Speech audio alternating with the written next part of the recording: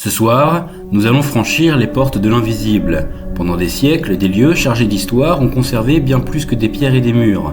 Ils ont gardé les traces des âmes qui ont vécu, aimé, souffert, parfois trouvé une fin tragique.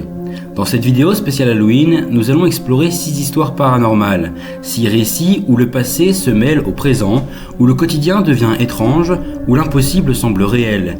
Des rues de Los Angeles aux couloirs silencieux de châteaux français, des sanatoriums oubliés aux tours isolées. Préparez-vous à entendre les murmures du passé, à sentir les présences invisibles et à découvrir ce qui se cache derrière l'histoire officielle. Ce soir, nous entrons dans le monde des esprits, ou du moins si vous l'osez. Los Angeles, une ville où le soleil brille même sur les secrets les plus sombres. En février 2013, dans le quartier du Downtown, un hôtel imposant, ancien, presque oublié par le temps, attire pourtant certains voyageurs. Le Cecil Hotel. Construit en 1927, il a vu défiler les fortunes et les tragédies. Meurtres, disparitions, histoires de fantômes, le lieu a une réputation inquiétante qui le suit depuis des décennies. C'est dans ce décor que débarque Elisa Lam, 21 ans, canadienne, étudiante à l'université de la Colombie-Britannique, en échange à Los Angeles pour découvrir la vie californienne. Elle est décrite par ses proches comme extravertie, curieuse, parfois tourmentée par des périodes de dépression, mais vive, aimant la photographie et les voyages. Ces derniers jours à Los Angeles sont marqués par des visites touristiques, des rencontres et l'exploration de la ville. Mais le 31 janvier, elle s'installe au Cecil Hotel. Les caméras de surveillance montrent une jeune femme dynamique, souriante, parfois perdue dans ses pensées, qui traverse le hall de l'hôtel avec un sac à dos trop grand pour sa petite taille. Le personnel remarque son côté discret mais étrange, mais rien ne pourrait prédire la suite.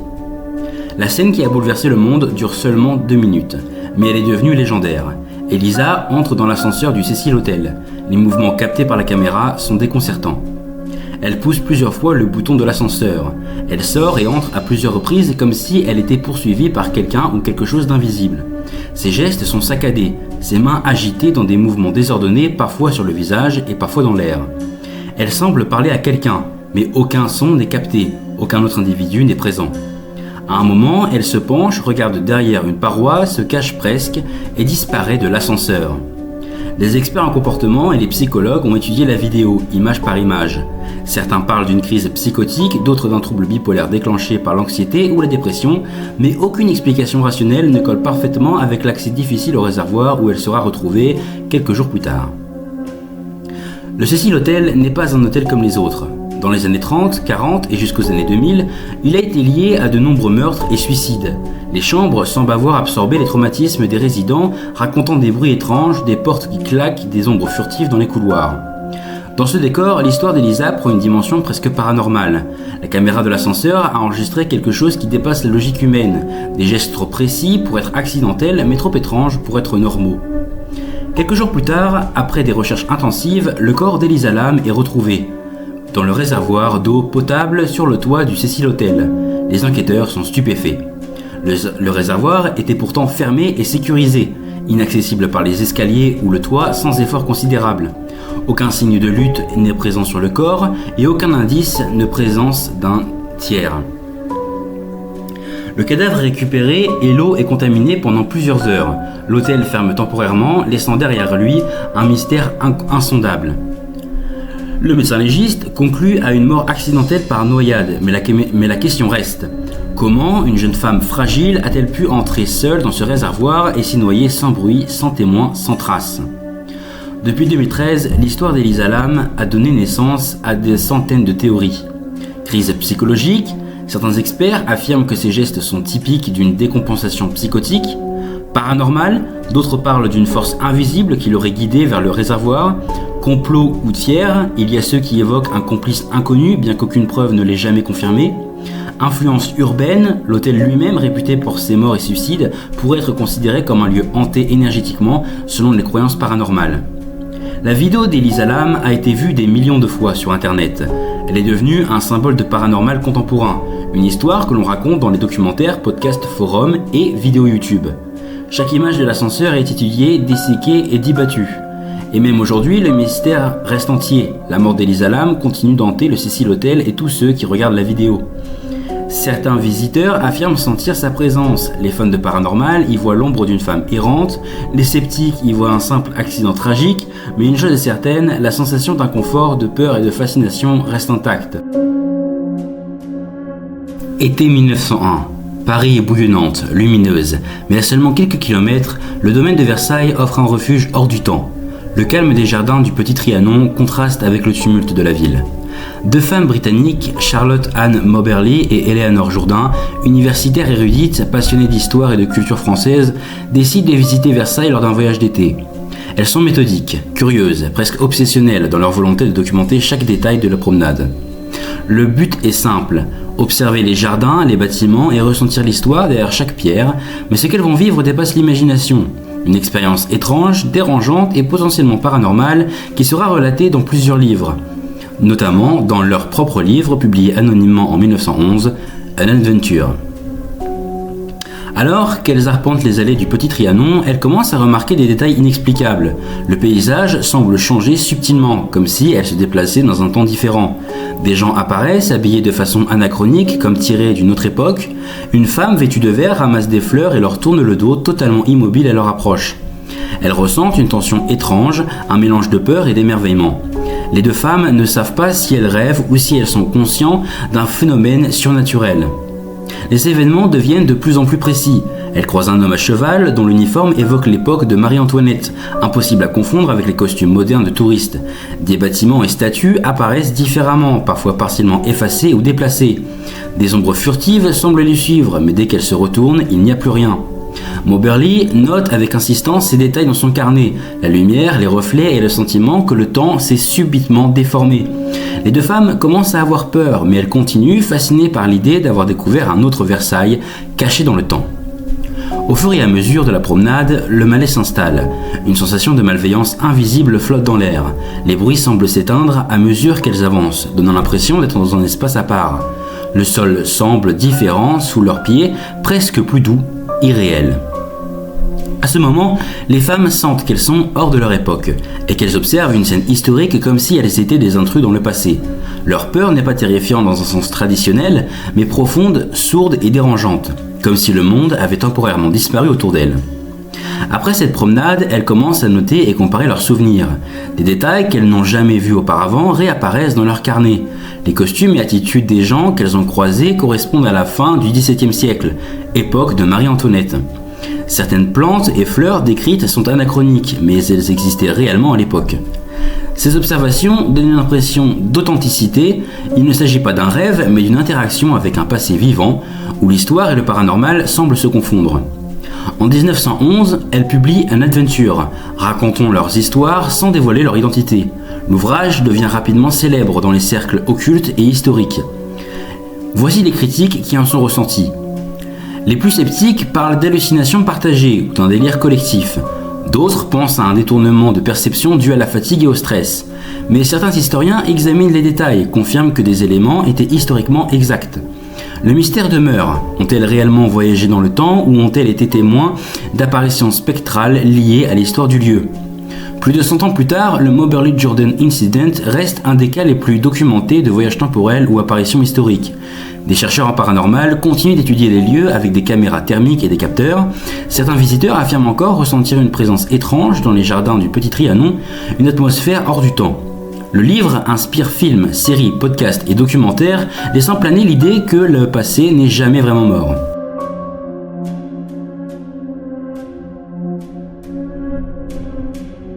Je vais maintenant vous raconter une histoire que j'ai découverte grâce à une vidéo d'Enjoy Phoenix. Je tiens à préciser que j'offre donc tous les crédits de ce que je vais raconter à Marie Lopez et à Émilie qui est sa médium. Dans le sud-ouest de la France, niché au cœur du Périgord noir, se dresse un château imposant et mystérieux, le château de Puymartin. Ses murs centenaires semblent garder les secrets de siècles de drames, d'intrigues et de fantômes. Parmi toutes les histoires qui circulent entre ces tours et ces couloirs, une seule entre particulièrement les lieux, celle de Thérèse de Saint-Clair, la Dame Blanche de Puymartin. Une femme enfermée, trahie et oubliée par les vivants, peut être toujours présente ici parmi nous. Le château de Puymartin remonte au XIIIe siècle et a connu plusieurs reconstructions majeures au XVe et XVIe siècle. Il appartient alors à la famille Saint-Clar, l'une des familles les plus puissantes de la région. C'est au XVe siècle qu'il survient le drame de Thérèse. Elle est l'épouse du seigneur du château, une femme jeune, belle et vive d'esprit. Selon la légende, un jour, son mari la surprend dans les bras de son amant, et la colère qui suit sera sans limite. Dans le contexte de l'époque, où l'honneur et la réputation des familles comptaient plus que tout, la trahison d'une femme pouvait être considérée comme un affront insupportable. Le mari de Thérèse, furieux et humilié, aurait alors pris la décision la plus cruelle qu'on puisse imaginer. Thérèse est enfermée dans la tour nord du château, dans une petite pièce qui sert de cellule. Barreaux aux fenêtres, portes verrouillées, elle est isolée du monde. Pour survivre, on lui passe pitance et eau par une trappe qui se situe au plafond. Des années passent, 14 ans, pour être précis. 14 années de solitude, de souffrance et de silence. Pendant tout ce temps, personne ne la voit ou ne l'entend.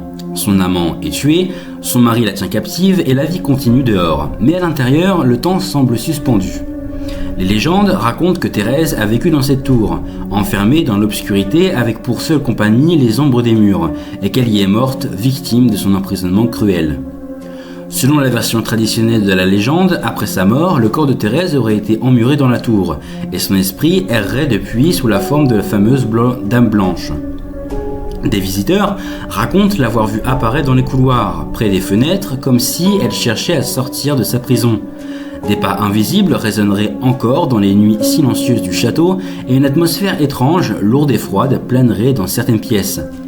Pourtant, des enquêtes paranormales récentes menées par des médiums et influenceurs comme Angel Phoenix et Emily Donc là, ils ont permis fait une d'apporter pièce une nuance pour expliquer cruciale. les différentes dames blanches. Donc là, c'est la tour où, quand bien même elle n'est plus là, a été enfermée pendant 14 ans la dame blanche, donc Thérèse. Elle a été enfermée ici, nourrie par le haut, parce que son mari l'avait surpris avec son amant. Et donc il l'a enfermée dans la tour. Et selon la légende, elle serait emmurée là, ou quelque part en tout cas dans la tour. Bon, ça absolument pas. Ça, tu me l'enlèveras pas, elle n'y est pas du tout. Qu'est-ce qu'ils sont allés faire? Bah oui, le problème c'est que donc, comme il y avait la légende, les gens ont gratté pour savoir à quel point c'était vrai. Elle était vraiment là, ça c'est une certitude. Ça, enfin, de ce que j'ai, hein, toujours. Et il y a une autre légende, mais ça on sait pas à quel point c'est vrai, qui dit que la fenêtre par laquelle tu regardes, il y avait un arbre avant où ils auraient pendu son amant pour lui faire regretter son erreur toute sa vie. Donc elle aurait vu son amant pendu pendant des années à l'arbre d'en face. Elle est restée plus de 10 ans, non, dedans? 14 ans. On sait pas si c'est vrai l'histoire du pendu, mais... Ou si ça a été rajouté. Thérèse n'est pas emmurée dans la tour, elle est toujours présente, disent-ils, mais son corps ne se trouve pas là où la légende le prétendait. Émilie, médium, a pénétré les lieux avec son ressenti. Elle a eu la sensation que des ossements étaient enterrés dans la cave du château. Peut-être ceux de Thérèse, une information troublante qui apporte une nouvelle dimension à l'histoire. Si le corps n'est pas dans la tour, où repose-t-il réellement ? Thérèse, selon ce que rapportent les enquêteurs, est entrée en contact avec eux. Son esprit confirme qu'elle n'a jamais été emmurée. Ces révélations bouleversent les croyances traditionnelles et ajoutent un mystère supplémentaire. Son esprit semble toujours attaché au château, entre la tour et les caves, entre la légende et la réalité. Ainsi, le château de Puymartin n'est pas seulement un lieu chargé d'histoire. Il est le témoin d'une injustice ancienne et peut-être le refuge d'une âme qui n'a jamais trouvé le repos. Alors, que peut-on croire? Est-ce que Thérèse a réellement été emprisonnée pendant 14 ans? Est-ce que son corps repose quelque part dans les profondeurs du château? Ou est-ce que son esprit hante ses murs uniquement pour rappeler l'injustice qu'elle a subie? Certaines théories parlent d'un traumatisme historique enregistré dans les lieux qui se manifeste par des présences et des sensations étranges. D'autres pensent que l'histoire de Thérèse a été transformée au fil des siècles pour devenir un symbole de vengeance et de souffrance. Mais chaque visiteur qui traverse les couloirs du château ressent cette sensation. Ce frisson qui parcourt l'échine, et certains jurent avoir aperçu dans un rayon de lune la Dame Blanche, fidèle à son histoire. Thérèse de Saint-Clar reste une figure énigmatique. Entre la légende et la réalité, elle incarne l'âme tourmentée d'une femme qui a payé le prix fort d'une passion et d'une trahison. Le château de Puymartin, ses tours et ses couloirs, ses caves, gardent son secret. Pour les visiteurs, chaque pas résonne avec les échos du passé et chaque ombre peut être celle d'une dame blanche errant dans les attentes d'une justice éternelle. Alors que la nuit tombe et que les murs du château s'assombrissent, souvenez-vous, certaines histoires ne meurent jamais, elles hantent simplement ceux qui osent les raconter. Dans le Périgord, le château de Montaigne se dresse, imposant et silencieux, gardien de siècles de secrets et de souvenirs. Parmi ces pierres anciennes, certains murmures persistent, des voix du passé qui refusent de disparaître. Parmi elles, celle de Madeleine, jeune fille décédée entre le XIVe et le XVIe siècle, dont l'histoire a traversé les âges et les archives du château. Une jeune fille qui n'a jamais connu l'âge adulte, mais dont l'âme semblait encore errer dans les couloirs, cherchant paix et repos. C'est dans ce cadre qu'Enjoy Phoenix et la médium Emily ont décidé de revenir lors d'une nuit particulière, pour tenter de contacter Madeleine et lui permettre de franchir le voile du monde des vivants vers l'au-delà. Madeleine était l'une des filles des propriétaires du château. La famille eut 6 enfants, mais tragiquement, seule Léonore survécut à l'enfance. Madeleine, quant à elle, mourut très jeune, entre 14 et 16 ans, d'une maladie pulmonaire. À cette époque, il était courant que certaines traces personnelles subsistent après la mort. On conserve des carnets intimes, des mèches de cheveux, témoignages de vie et souvenirs figés dans le temps. Ces objets ont été préservés dans les archives du château, offrant un pont entre le passé et le présent, et permettant au médium d'entrer en contact avec l'esprit de Madeleine. La vie de Madeleine fut courte, mais intense. Dans les couloirs du château, elle jouait autrefois avec son petit chien, explorait les grandes salles et les jardins, mais la maladie l'a privée de cette innocence et de son futur. Après sa mort, les légendes disent que son esprit ne s'est jamais complètement éloigné. Certains visiteurs ont rapporté des présences étranges, des mouvements d'air froid, des objets qui se déplacent seuls, et surtout une pluie mystérieuse à l'intérieur du château, capturée sur vidéo. Les gouttes semblaient tomber dans la salle. Cette pluie pourrait bien être liée à Madeleine, comme une trace de son passage sur le plan astral. Enjoy Phoenix et Emily ont donc pénétré dans le château, lors d'une nuit d'enquête paranormale. Enjoy Phoenix y avait déjà été, accompagnée de sa caméraman Sarah, et avait entendu parler de Madeleine. Lors de cette nouvelle investigation, elles ont cherché à entrer en contact avec l'esprit de Madeleine, qui semblait isolé sur un autre plan astral. Même si le château abrite potentiellement d'autres esprits, Madeleine était seule avec son petit chien à vivre son existence spectrale dans ce monde intermédiaire. Grâce à leur médiation, Madeleine a pu traverser le voile, quitter le château et atteindre l'au-delà, retrouvant enfin la paix. Pour Enjoy Phoenix, cette nuit fut l'une des expériences les plus marquantes, car elle réussit à aider une âme à se libérer comme elle l'avait déjà fait dans un autre lieu. Aujourd'hui encore, le château de Montaigne conserve des traces de Madeleine, les carnets intimes, les archives familiales et les témoignages de ceux qui ont senti sa présence. La légende continue de vivre entre les pierres, les corridors et les salles du château. Les visiteurs y ressentent parfois une atmosphère particulière, un mélange de mélancolie et de douceur, comme si la jeune Madeleine veillait encore sur son domaine, attentive mais apaisée.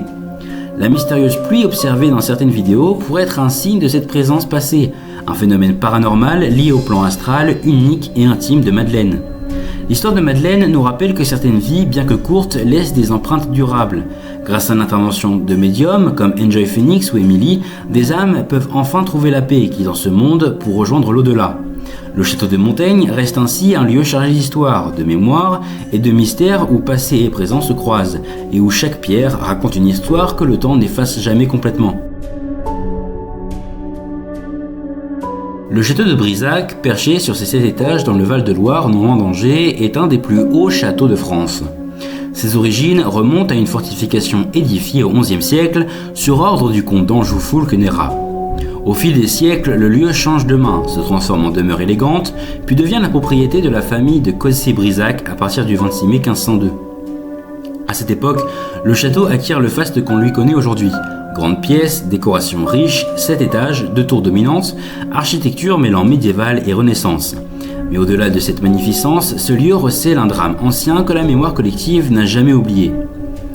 Au milieu du XVe siècle, un mariage politique unit Charlotte de Valois, fille illégitime du roi Charles VII et de Agnès Sorel, et Jacques de Brézé, seigneur de Brisac. Le mariage ne semble pas heureux. Charlotte, d'un rang royal, malgré tout, se trouve en décalage avec la vie rigide de château. Elle est alors accusée, selon la légende, d'avoir entretenu une relation avec un écuyer, Pierre de Lavergne. Une nuit, la date exacte reste incertaine, certains pensent que c'était le 31 mai 1477, Jacques de Brézé découvre la trahison. Pris par une rage immense, il tue Charlotte et son amant. Le récit raconte qu'il transperce le couple dans la chambre autour du château. Ce meurtre marque la fin du bonheur pour Charlotte et la naissance d'un mythe.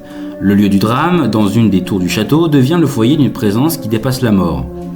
Depuis cette nuit tragique, la légende raconte que l'âme de Charlotte hante les lieux sous l'apparence de la Dame Verte. Elle serait vêtue d'une robe verte, celle qu'elle portait lors de son assassinat. On l'aperçoit dans la chambre, au-dessus de la chapelle de la tour nord, surtout les soirs d'orage. Les témoins parlent de ressenti, un souffle glacial dans les couloirs, des pas dans la nuit, une silhouette glissante derrière les rideaux, quelque chose comme un murmure ou un gémissement d'une âme tourmentée. Certains guides affirment que si de jeunes mariés passent leur nuit de noces dans la chambre de la Dame Verte, elle pourrait se manifester. Le propriétaire du château, dans une interview, reconnaît que des portes claquent, des parquets grincent et des choses étranges arrivent, tout en restant prudent quant à l'apparition elle-même.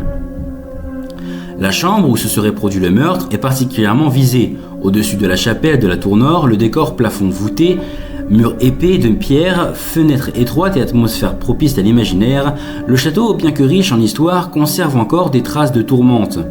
Les endroits sombres, les escaliers retirés, les couloirs peu fréquentés, les visiteurs de nuit rapportent des sensations hallucinantes. Le sentiment d'être observé, un froid soudain, une présence juste derrière, et parfois une silhouette qui disparaît avant que l'on la voie vraiment. Le château est ouvert aux visites nocturnes à certaines périodes, ce qui alimente encore plus la légende. Alors, pourquoi cette apparition perdure-t-elle ? On peut l'aborder sous divers angles. D'abord, historique. Un drame violent, une mort injuste dans un lieu de pouvoir, la mort d'une femme trahie dans un château laisse une trace sociale et symbolique. Côté psychologique, les lieux de souffrance humaine conservent une mémoire dans l'imaginaire collectif. Le château, avec ses murs anciens, devient un réceptacle de cette mémoire. Si on parle de paranormal, alors on peut dire que l'idée que certaines âmes restent liées à l'endroit de leur mort, incapables de trouver le repos, est une croyance ancienne. La Dame Verte s'inscrit dans cette tradition. Et côté touristique, la légende contribue à l'aura du château. Les visiteurs recherchent l'apparition, créent des récits, enregistrent des témoignages, nourrissant le cycle. Aujourd'hui, le château de Brissac n'est pas seulement visité pour son architecture, mais pour son mystère. La présence supposée de la Dame Verte attire les amateurs de paranormal, les curieux, les documentaristes. Elle ajoute une dimension invisible à l'histoire visible. Le récit traverse les générations, guides, propriétaires, visiteurs, transmettent l'histoire. Le château, habité depuis près de 5 siècles par la même famille, devient un lieu vivant et non seulement un musée. Pour beaucoup, la Dame Verte demeure une invitation à contempler la fragilité de la vie, la puissance du non-dit et le passage entre la vie et la mort. Certains, qui cherchent l'apparition, savent que ce n'est pas seulement une vision, mais une expérience. Marcher dans les couloirs, entendre un frisson, sentir une présence qui n'a pas quitté les lieux. Le château, majestueux et élégant, garde un secret. La robe verte, le cri silencieux, la silhouette qui se fond dans l'obscurité, tout cela est devenu symbole. La Dame Verte de Brissac est plus qu'un fantôme. Elle est la mémoire d'un crime, l'ombre d'une femme et le témoin d'un entre-deux-temps où l'histoire devient légende. Si vous vous aventurez entre ces murs, en pleine nuit, peut-être sentirez-vous ce souffle derrière vous, et peut-être réaliserez-vous que certains lieux ne laissent jamais vraiment partir ceux qui ont souffert.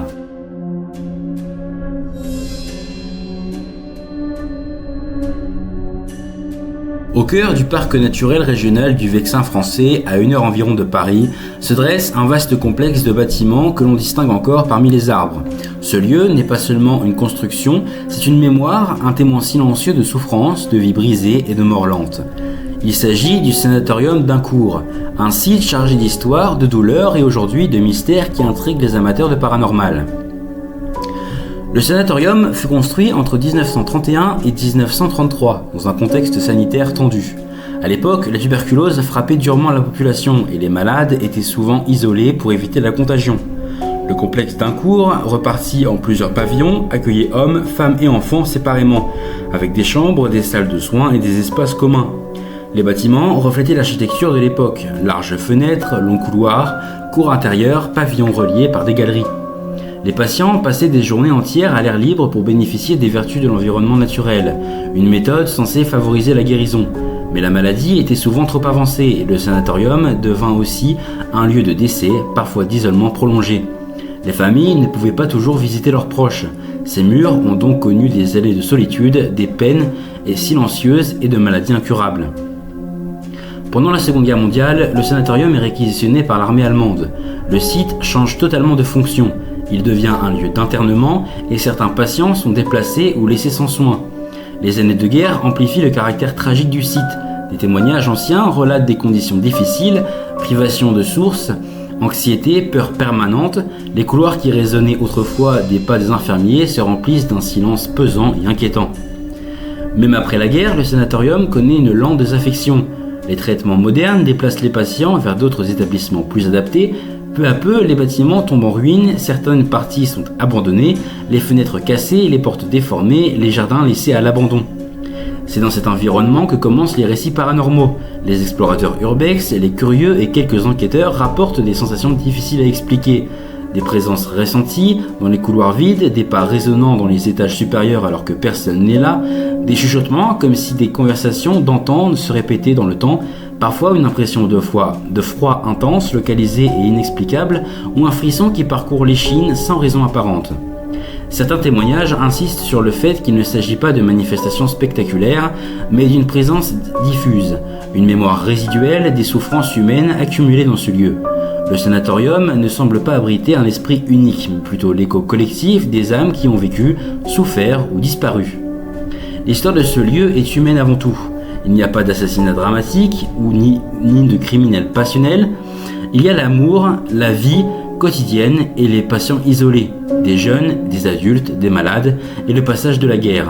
Le paranormal ici est directement lié à la souffrance humaine, à la mémoire d'une vie trop souvent courte et difficile. Les murs, témoins de ces vies, conservent une empreinte invisible que certains sensibles parviennent à percevoir. Les visiteurs qui passent la nuit sur place ou qui explorent les pavillons abandonnés parlent d'une atmosphère lourde, d'un malaise profond qui semble s'accrocher aux pierres et aux planchers. C'est comme si chaque chambre, chaque couloir, chaque fenêtre ouverte sur le vent portait encore la voix des patients et des soignants d'autrefois. Des journalistes, des passionnés d'urbex et même quelques médiums ont tenté d'approcher le site pour documenter ce qu'ils ressentaient. La plupart rapportent que le lieu ne cherche pas à effrayer, mais à imposer un poids émotionnel, un sentiment de gravité. La peur n'est pas spectaculaire, elle est subtile et psychologique. C'est le poids de la mémoire humaine qui se fait sentir. Certaines expériences documentées mentionnent des objets déplacés ou des portes qui s'ouvrent seules. Mais le plus frappant reste l'impression de présence invisible, comme si les vies passées se reflétaient encore dans le temps. Ceux qui ont passé plusieurs heures dans le sanatorium rapportent un sentiment d'isolement et de solitude extrême, comme si l'histoire du lieu les enveloppait encore. Le sanatorium d'Incourt est un exemple de paranormal profondément humain. La hantise n'est pas celle d'un fantôme vengeur ou d'un esprit maléfique, elle est celle des souvenirs, des douleurs et des vies qui ont marqué ce lieu. Chaque pierre, chaque couloir, chaque chambre abandonnée est témoin des histoires de ceux qui ont souffert et qui peut-être continuent de hanter le temps. C'est un rappel que le paranormal n'est pas toujours spectaculaire ou effrayant dans le sens hollywoodien, parfois il se manifeste dans la mémoire des lieux, dans les poids invisibles d'une existence humaine intense et douloureuse.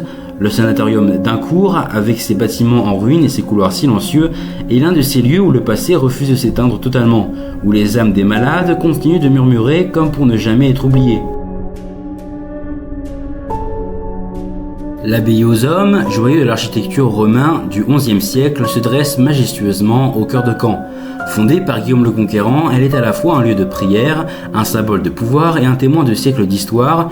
Ses murs épais, ses voûtes impressionnantes et ses couloirs silencieux ont vu défiler des moines, des habitants et parfois des événements mystérieux que les archives ne racontent pas toujours.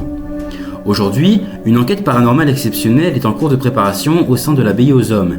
Cette exploration permettra de tenter un contact avec le monde invisible, d'écouter les échos du passé et peut-être de percevoir la présence d'esprits qui hantent ces lieux, depuis des siècles.